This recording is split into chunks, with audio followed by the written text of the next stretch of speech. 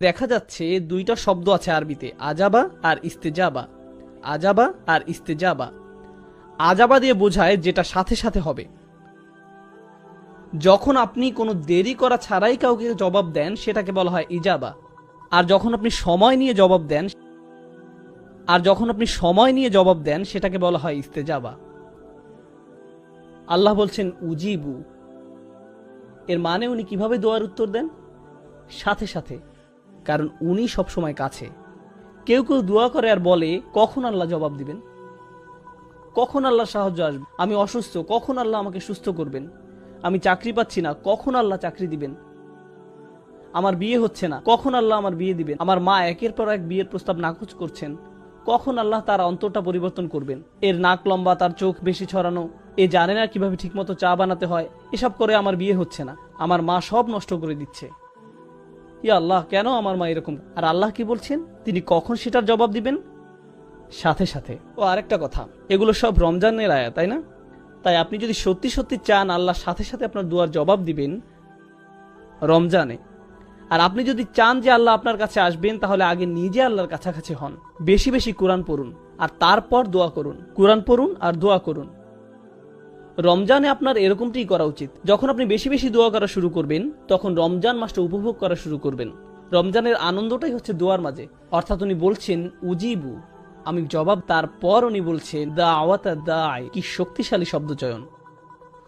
পূর্বে বলেছিলাম কোরআন মজিদে আমি কখন ব্যবহার করা হয়, মনে আছে? অনেক বেশি ভালোবাসা এবং অনেক বেশি রাগ প্রকাশ করার সময়। এখানে কোনটা? অনেক বেশি ভালোবাসা। এখন কার দেওয়ার জবাব দেওয়া হয়? আপনি ভাবতে পারেন যে অনেক বেশি দোয়া করে তার। আমি বছরে একবার দুইবার দোয়া করি। যখন আপনার পরীক্ষা থাকে তখন দোয়া করেন ইয়া আল্লাহ আমার পরীক্ষা, আমিন। এখন কার দোয়ার জবাব দেওয়া হয়? অথবা গাড়ি চালানোর সময় লাল বাতি অতিক্রম করে গেলেন আর বিশাল জরিমানা দিতে যাচ্ছেন, তখন দোয়া করেন এই বলে ইয়া আল্লাহ ক্যামেরা এবং লাইসেন্স প্লেটের মাঝে কভার সৃষ্টি করে দাও, আমি যেন অথরিটি থেকে কোনো মেসেজ না পাই, ইয়া আল্লাহ। তখন আপনার আল্লাহকে স্মরণ হয়।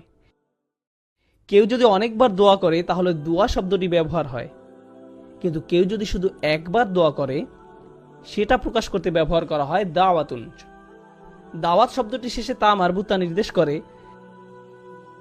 যে এটা একমাত্র একবার ঘটে। যেমন দরাবায়ের অর্থ হলো প্রহার করা, কিন্তু দরাবাত মানে একবার প্রহার করা। আকালা মানে খাবার, কিন্তু আকালাত অর্থ একবারের খাবার। তা মারবুতা এটাকে একবারের জন্য বানিয়ে দেয়। আল্লাহ বলছেন দাওয়াত দাই, প্রার্থনাকারীর একবারের প্রার্থনাতেও আমি সাড়া। লোকটি মাত্র একবারই দোয়া করলো, আল্লাহ বললেন না যে সারা বছর কোথায় ছিলে, তুমি জীবনে কখনো সালাত করনি, মাত্র একবার দোয়া করলে, ফাইন করিব, ভুলে যাও যে তোমার ডাকে সাড়া দিব। আপনি যদি কোনো অফিসের কর্মচারী হন আর বছরে মাত্র একবার অফিসের নিজের চেহারা দেখালেন, আপনার চাকরি থাকবে না। তারা বলবে কে আপনি? আমি এখানে চাকরি করি। কখন? আমি গত বছর চাকরি পেয়েছি।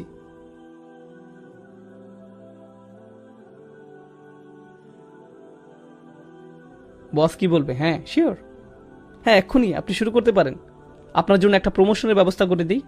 না, এটা হবে না। দাওয়াত শব্দের মাধ্যমে আল্লাহ বলছেন যে জীবনে একবার দোয়া করা ব্যক্তির জন্যও তিনি সাড়া দিবেন।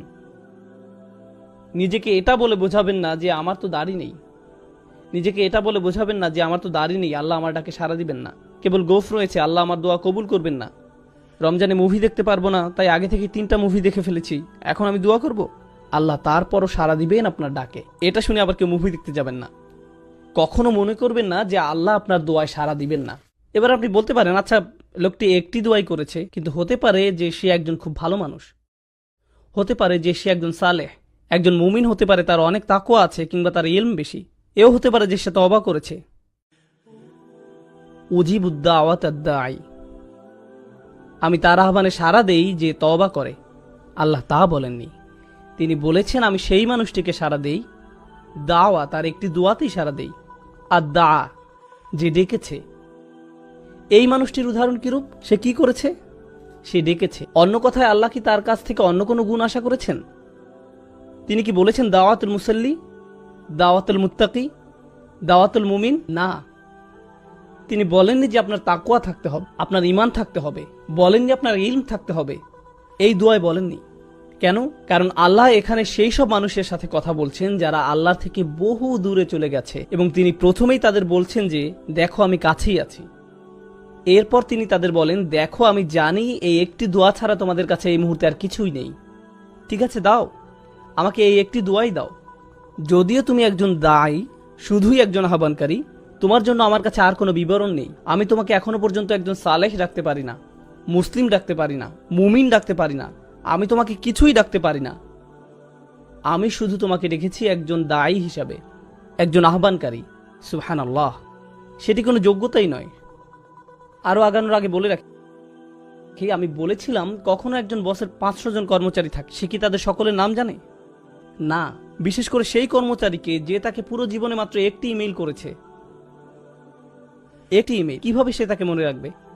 কর্মচারীটি যদি তাকে টেক্সট মেসেজ পাঠায়, সে জানবে না নাম্বারটি কোথা থেকে এসেছে। আল্লাহ বলেননি উজিবুদ্দা আওয়াতাদ্দাইন, তিনি বলেছেন উজিবুদ্দা আওয়াতাদ্দাই। এই শব্দটির মধ্যে থাকা আলিফলাম তাকে মারিফা বানিয়ে দেয়, অর্থাৎ যথাযথ এবং নির্দিষ্ট করে দেয়।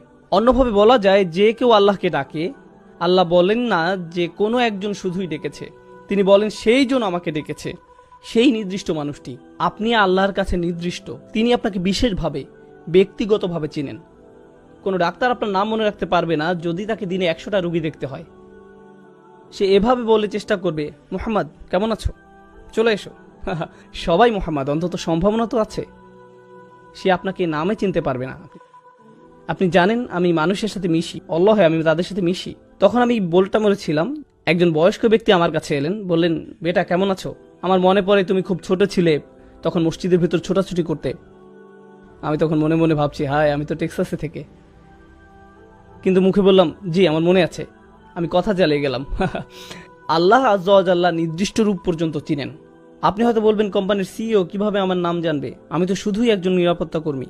তার অবস্থান কত উঁচুতে আর আমি কত নিচু পর্যায়ে। কিভাবে একজন প্রেসিডেন্ট তার দেশের একজন অধিবাসীকে চিনবে?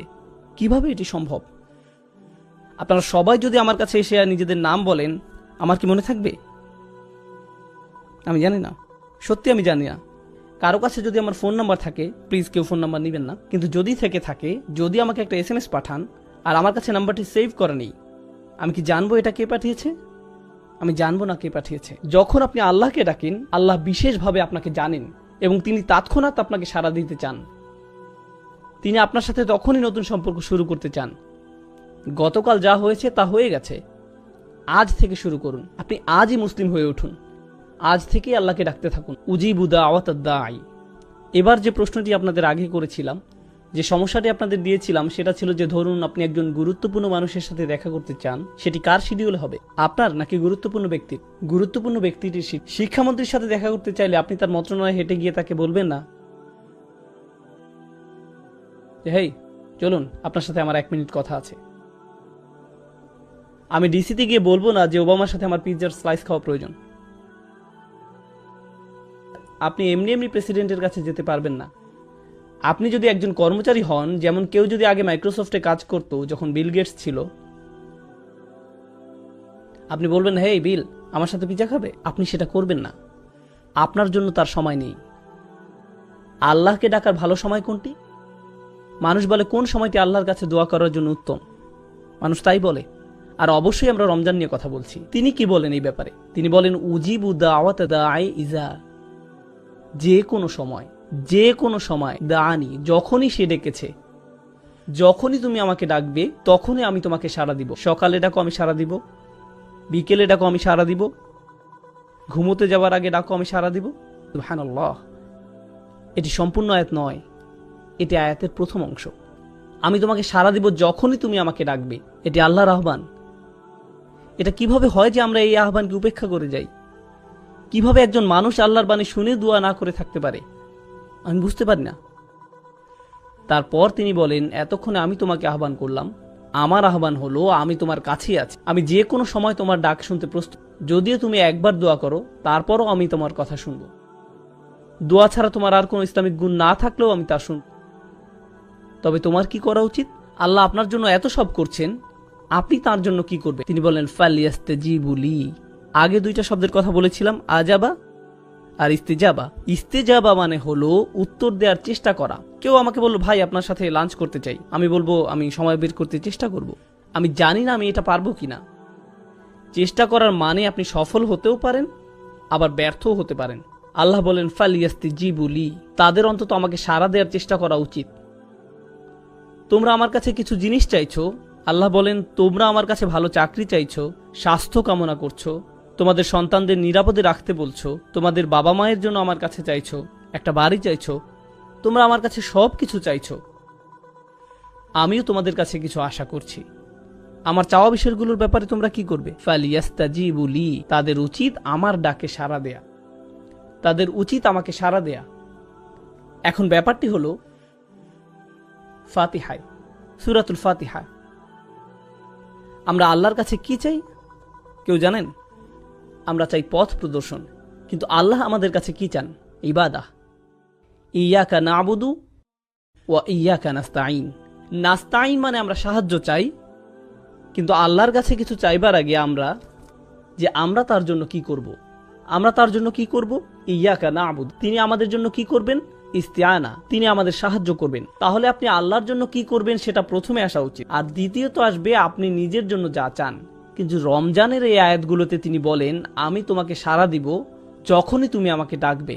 এরপরে তিনি বলেন তোমার উচিত আমাকে সাড়া দেয়া। তিনি বলেননি আমাকে সাড়া দিলে পরে আমি তোমাকে সাড়া দিব। সুবহানাল্লাহ।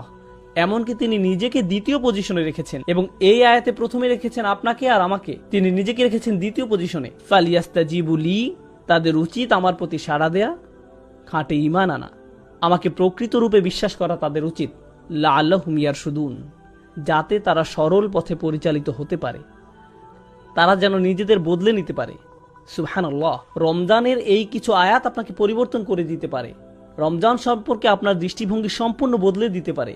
আমরা যদি এই কয়েকটি আয়াতই শুধু অনুধাবন করি, এদের প্রতিফলন ঘটাই, তবে কোরআনের সাথে, দোয়ার সাথে, আল্লাহর সাথে আপনার যে সম্পর্ক তৈরি হবে তা রমজানের পরবর্তীকালীন সময়ের জন্যও সম্পন্ন হয়ে যাবে। এই সকল জিনিস আপনার অন্তরে গেঁথে দিতে হবে। আলোচনা শেষে